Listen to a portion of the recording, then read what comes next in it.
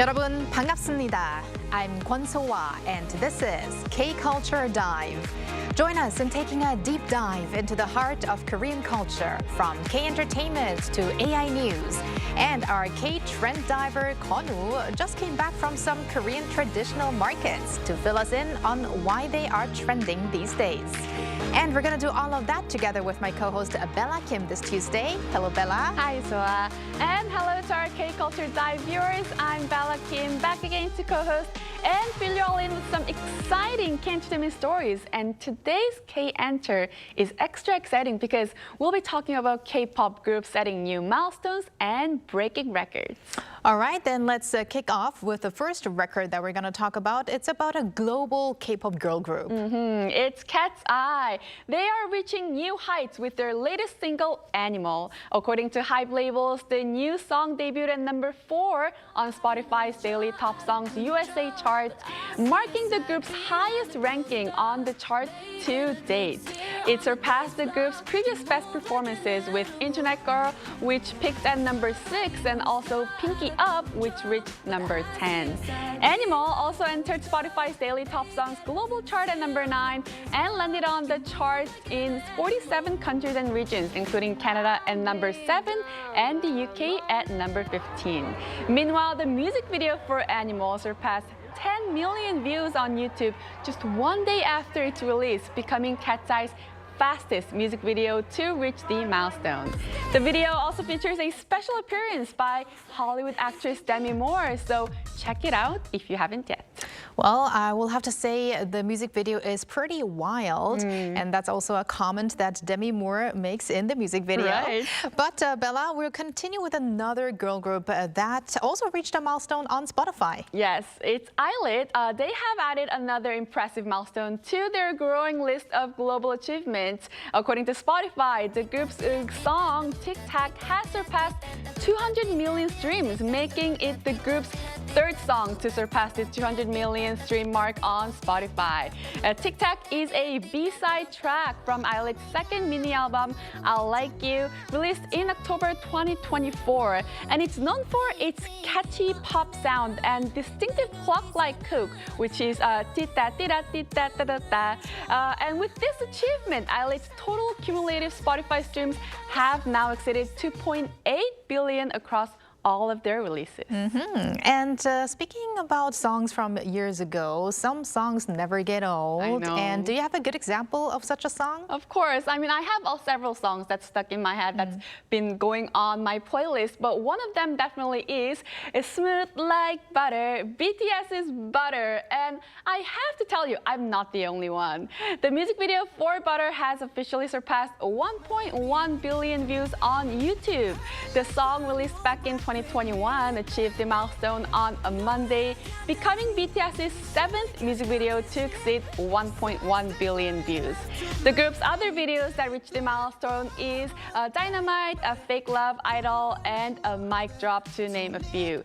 Butter, BTS's second all-English single, became a worldwide sensation after debuting at number 1 on the Billboard Hot 100 and remaining on the chart for 20 weeks. The upbeat dance pop track continues to showcase BTS's enduring global popularity to this day. It was quite difficult to sit still while hearing this song in the background, but I might have to check my TikTok account because back when the song Butter was released, I actually made a video. I sang just a few lines of the song, and it reached, as far as I remember, tens of thousands of views. Wow. So that just shows the power of BTS. I'm sure that Butter will continue to rack up these figures. For sure. So thank you very much, Bella, for those stories filled with K-pop today. Yes, I'll stick around. All right, and our AI anchor Arirang has more on the culture front, including a future event that'll interest K-pop fans as well. Arirang, over to you. Thanks, Swa. Here's your AI guide to the latest cultural headlines from Korea. Let's begin with our top story. Phenomenon, a major K-culture festival centered on K-pop, will be launched next December at Seoul Arena in Changdong and Kintex in Goyang. The Presidential Committee on Popular Culture Exchange, co-chaired by Culture Minister Choi Hyung and founder of JYP Entertainment, Park Jin-young, unveiled the plan at a press briefing on Monday. Named by combining the words fan and phenomenon, Phenomenon is a large-scale festival featuring K-pop concerts, fan awards, exhibitions, and immersive K-culture experiences. The committee also plans to take the festival overseas, starting with a Coachella-style edition in Los Angeles in May 2028. It ultimately plans to build K-culture centers in major cities around the world, each featuring a 20,000-seat performance venue along with spaces for K-culture-related companies. The First Ladies of South Korea and Brazil have strengthened ties through cultural exchanges. In Brasilia on Monday, First Lady Kim Hae-kyung, accompanying President Lee Jae-myung on his state visit to Brazil, toured a Brazilian art exhibition with First Lady Rosângela Lula da Silva at a cultural center. Kim said culture serves as a vital bridge between the two nations and voiced hope the visit would further deepen bilateral friendship and cooperation. Rosângela said the growing popularity of Korean culture in Brazil has fueled interest in learning Korean, highlighting the country's strong enthusiasm for Korean culture. The Culture Ministry is accepting entries for Talk Talk Korea 2026, a global content competition inviting foreigners to share their K-culture experiences.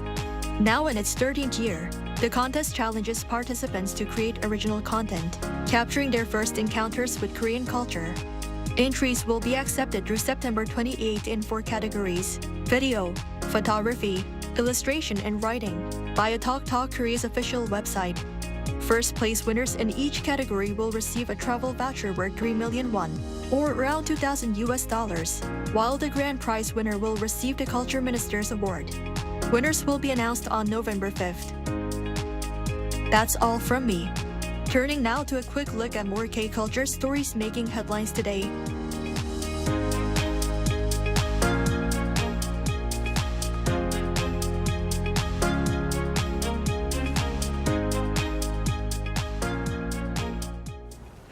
As Korea experiences increasingly intense summer heat, urban forests are gaining attention as more than just green spaces. From providing shade and cooler temperatures to creating places where people can rest and reconnect with nature, trees are becoming an important part of life in and around Korean cities. Park Chae-ryung takes us to Hwaseong, where all of that is taking root. On a sweltering summer day, rows of small green boxes stand neatly arranged across an empty field in Hwaseong, Gyeonggi-do Province. Inside the boxes are 1,600 newly planted Paulownia saplings spread across a 2.4-hectare site. For now, they are no bigger than a hand, but within a year, they're expected to grow as high as 4 meters. The project is part of a public-private effort to create a carbon-neutral forest that can help absorb carbon and reduce urban heat. We hope this place will become more than just a planted area. Over time, we expect it to grow into a forest that helps address the climate crisis and lower urban temperatures. The project is designed as a response to the climate crisis, but it is also expected to help bring down temperatures in urban areas. This place may not look like a forest yet, but in a few years, it'll be covered in Paulownia trees, designed to absorb carbon emissions and lower the heat. Bukhansan Children's Forest in Seoul's Seongbuk-gu district is one example of how urban forests can benefit local communities. Created in 2008, the forest now provides shade for nearby residents and serves as a natural playground where children can experience nature up close. I like Bukhansan Ecological Forest because it offers untouched nature right in the middle of Seoul. Even in this summer heat, I feel refreshed here with the cool breeze, birdsong, and the sound of cuckoos in June. Experts say urban forests help cool cities in 2 key ways: by blocking intense summer sunlight with shade and by lowering air temperatures through transpiration, as trees release water vapor from their leaves. A study by the National Institute of Forest Science found that during summer, urban forests had only 2 days above 33 degrees Celsius, compared with 10 in nearby urban areas. For now, the saplings in Hwaseong are still small. But as Bukhansan Children's Forest shows, the trees planted today could one day become places where people cool down, rest, and reconnect with nature. Park Chae-ryung, Arirang News. Fiery red chili pepper sauce. Chewy noodles with an irresistible bounce. This is Hamhung Naengmyeon, one of Korea's boldest tastes of summer. Its name tells a hidden story. Ironically, this dish wasn't called Hamhung Naengmyeon in Hamhung, now part of North Korea's Hamgyeongnam-do province. Locals simply knew it as nongma-guksu, or potato starch noodles. Nongma is the Hamgyong dialect for potato starch. The name Hamhung Naengmyeon was coined much later in Seoul by people who could no longer return to the northern city they called home. Its origins lie in the rugged potato fields of northeastern Hamgyeongdo province. Potatoes flourished where little else could, and their starch was pressed through a noodle mold to produce noodles with an unmistakably chewy, springy bite. Topped with spicy seasoned flatfish, they became the original bowl of Hamhung noodles. Then came the winter of 1950. As the Korean War engulfed the peninsula, more than 90,000 refugees boarded evacuation ships from Hungnam Port, just south of Hamhung. For many, it was a one-way journey, a final farewell to home. Starting over in Seoul, Hamhung refugees improvised. With potato starch hard to find, they turned to sweet potato starch instead. And they gave their beloved noodles a new name, one that kept their hometown alive: Hamhung Naengmyeon. Its magic lies in the tension between texture and flavor. Springy starch noodles meet a sweet, tangy, tongue-tingling chili sauce. Today, this spicy mixed version is the classic. Add spicy marinated raw fish, the original topping, and it becomes Hue Naengmyeon. A splash of vinegar, a dab of mustard, and finally, a cup of warm broth complete the ritual, mellowing the lingering spice. What began as a taste of homesickness has become the very flavor of a Korean summer. In Seoul Ojangdong Naengmyeon Alley, that legacy has endured for more than half a century. If you want to taste Korean history this summer, start with a single bowl of Hamhung Naengmyeon, fiery, chewy, and born from a longing for home.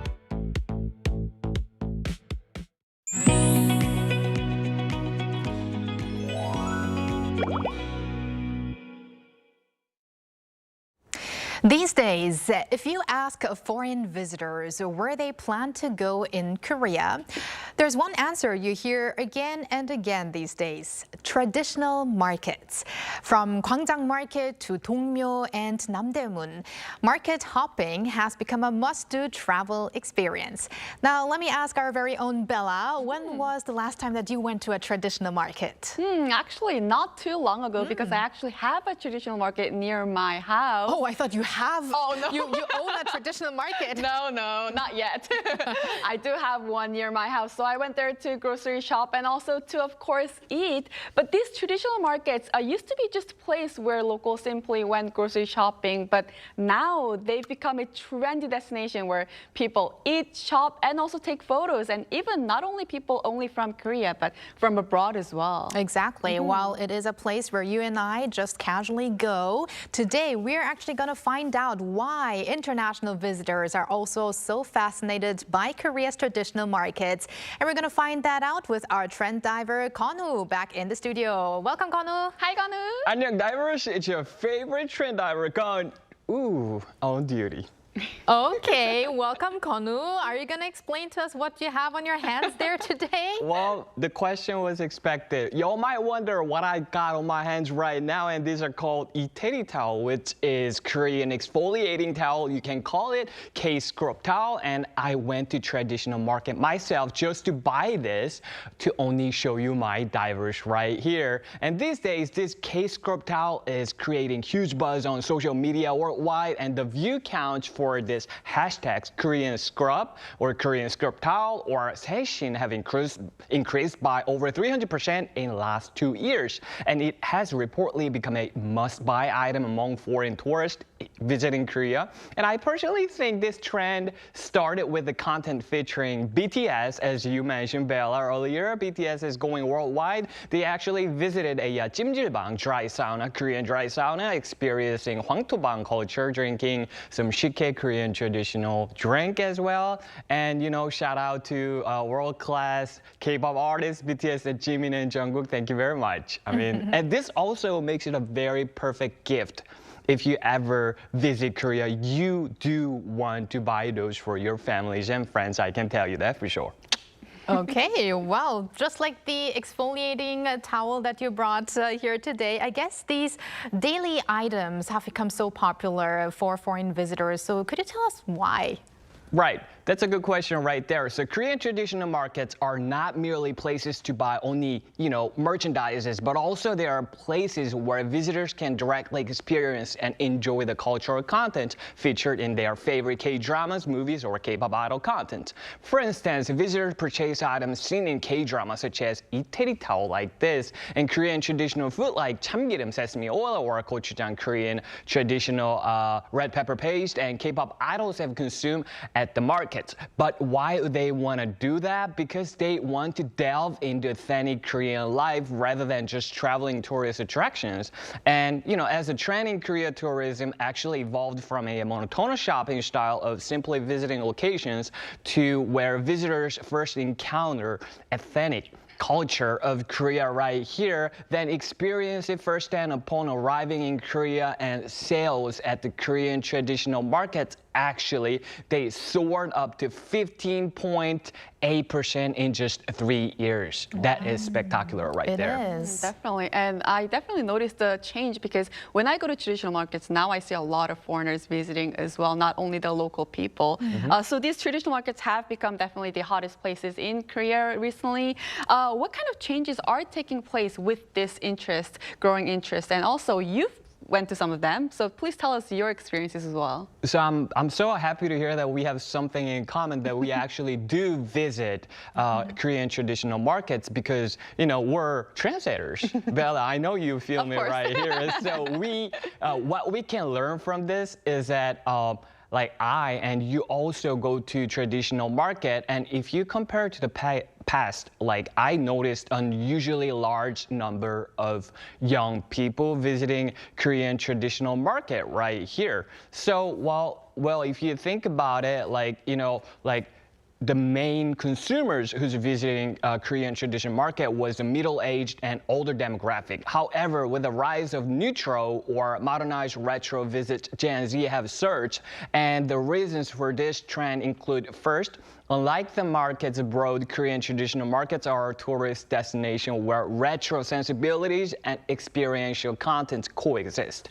So tourists travel to Korea consuming the K-contents, and Korean wave are flocking to traditional market to see and experience the real Korea, authentic Korea. And second, the prices are unrivaled. So Korean traditional markets satisfy both the value and the money of the sentimental vibe you can feel at the market, and also most importantly, it is very important to the Gen Z, as you know, like we call it 가성비 here, cost effectiveness, and this is because of most items are 20 to 30% cheaper than big brand supermarkets. And third, there is a unique culture of bargaining. Some shops in Korean traditional market actually they offer a bargaining or a negotiation.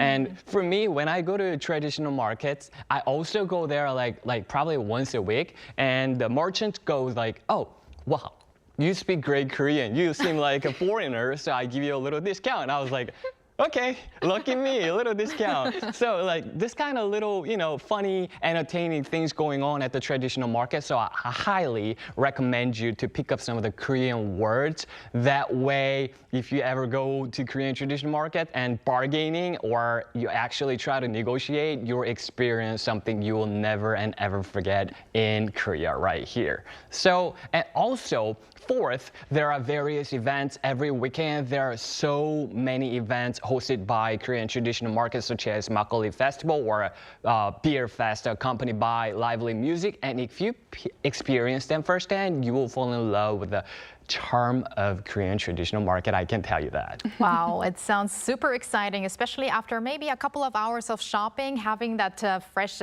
beer or makgeolli at some of the festivals. Yes. Sounds like a super fantastic day. Exactly. And you did mention that the age of the visitors are getting lower. And what I've noticed when I visit is that the actual owners of those stores in traditional markets are very becoming young as well. Not only, you know, the older generation, it's now become a young generation as well. So we definitely see the change over there as well. And now we want to talk about the fashion in market with our fashionista, Konu, of course. Markets known for vintage clothing and secondhand goods have also become very popular shopping destinations for international visitors as well. So why do you think vintage shopping is a thing now and it's trending? Well, I guess I can say when it comes to vintage shopping in Korea, Dongmyo traditional market is, you know, one of the best, hottest spot you want to drop by. You do not want to miss this one. And it is a mecca for vintage shopping and a must-visit spot for fashionable hipsters and trendsetters, just like maybe me, or Cortez, or G-Dragon. I'm not really sure about me, but Cortez, they actually do visit Dongmyo for vintage shopping. That's one thing that I can guarantee you because there are so many pictures and posts you can actually find on social media. So in my generation, it became widely known after the nationally beloved variety show called 무한도전 Infinite Challenge. I'm sure you're aware of that, you guys, right? I'm not so sure. All right, but for Gen Z, among Gen Z, it is known as a place, like I mentioned before, where courtiers go for vintage shopping these days. So, well, you know, the reason foreign tourists go to Dongmyo Market to shop actually vintage clothing is partly due to influence of aforementioned K content, but above all, it is because of the affordable prices and the rarity of having one and only clothing in the world. And clothing brings back memories of trip every time you see or wear it, right? So when I do travel, I make sure to buy one of those vintage clothes. That way, you know, it's very practical. You actually not only just see or like you don't keep it as a souvenir, you actually wear it. So every time you wear it or see it, it reminds you of good old memories back in your favorite country. So you know, like I mean, there's no point of not buying those vintage clothing, right? Yeah, and I'm liking your vintage style outfit today as well, Konu. But we're now going to go over to one of my favorite topics, food. Right. If you go to a traditional Korean market, you just have to have some great K-food. So what are the popular K-foods that foreign visitors go to these days? And also, is there anything that's especially popular on social media these days? Well, that's a good question because when it comes to a shopping, traveling, the food always comes first. You know what they say? They say here in Korea, 금강산도 식후경. And I gotta say, it's universally accepted saying goes like, even the most beautiful scenery is best enjoyed after a meal is the truth. You know that, right, divers? And tteokbokki is the most featured food in K-drama, movies, and K-pop idols' favorite menu of all time, can be considered to be #1 menu in traditional markets. And tteokbokki is representative Korean street food consisting of rice cakes, tteok, topped with a spicy red sauce. And these days, not just tteokbokki, but tteok. Rice cakes are going popular on social media, and there's a trend called tteokjisumne. Tteok pilgrimage has emerged, and where people visit rice cake shops in traditional markets across the country. And also there is something, one of my very own favorite street food called hotdog, and you do not want to miss this because this is so good, especially it's very famous during the winter. It is. Definitely. You're making me hungry. And we're talking about markets. There's so many different markets. What do you think are unique styles or characteristics of each of them? Right. Well, I was kind of wondering which market you actually visit usually, but what is it? Where is it? Gwangmyeong Market. Oh. I live nearby Gwangmyeong, yes. Okay, that's a good one right there. And it sounds a little similar, but I gotta start with the Gwangjang Market because Gwangjang Market is a Seoul's representative and traditional market. And this year, Google search volume increased tenfold compared to 2021, reaching of all-time high. And true to its nature as a traditional market, it offers a wide variety of food and attractions. And with many big fashion and beauty brand stores nearby, it has become a must-visit destination for foreign tourists. And moving on to next, Naengmyeon Market is located in HBC Hamhung near Yongsan or Itaewon, one of the Seoul's hot spots these days. And unlike in the past, a lot of shops were closed down. And these days, it's another hottest spot, hot place for youngsters, young people in Korea. So if you want to experience the vibrant energy of Korean youth, you definitely do not want to miss it. And as I mentioned earlier, Naengmyeon Market is a mecca for keto stationery at the same time, not only for vintage clothing shopping. There is like keto stores. You can actually buy 말랑이 or wakbubor, we call it tactile toys, and also $1, it's like 1,001, about 1,001 LP shops and also secondhand bookstores. So make sure to drop by Naengmyeon Market. Okay, Konu, before we let you go, is there one place you would recommend to someone who's going to visit Korea soon? And what are the top items to get there? Oh, that's a good question. Make sure to visit Naengmyeon Market. It's the hottest market. I mean, it's my very own personal opinion, but there's good food. Like, make sure to try 고기튀김. 고기튀김 is very well known in Naengmyeon Market, so make sure to try 고기튀김, 잔치국수, and 비빔국수, a bunch of noodles with a broth or without a broth. And also, 3 items you must buy in Naengmyeon Market is actually, like I said, vintage shopping. Make sure to buy one of those clothing and K scrub towel. Make sure to get one of those. These are only 1,001, 1 to 2,001, which is very, very reasonable and also compact. So give this to your friends or families. And also make sure to buy coffee mix powder, instant coffee mix powder, because this, well, you will not regret it. You can count on me on this one. So these 3, please remember, divers, and I love you, and Naengmyeon, remember that. Okay, thank you very much, Konu, for your trend insights. Give us one of these as a souvenir later after the show. Yes. Oh, okay. Please. Okay. Yeah, sure thing. Okay, and we're going to see you next time. All right. Thank you. And thank you, Bella, as always. We're going to see you back later this week. Yes, I'll see you soon. Thanks for watching and your interest in everything K-culture. Please tune in again tomorrow, 2 p.m. Korea time. Keep diving.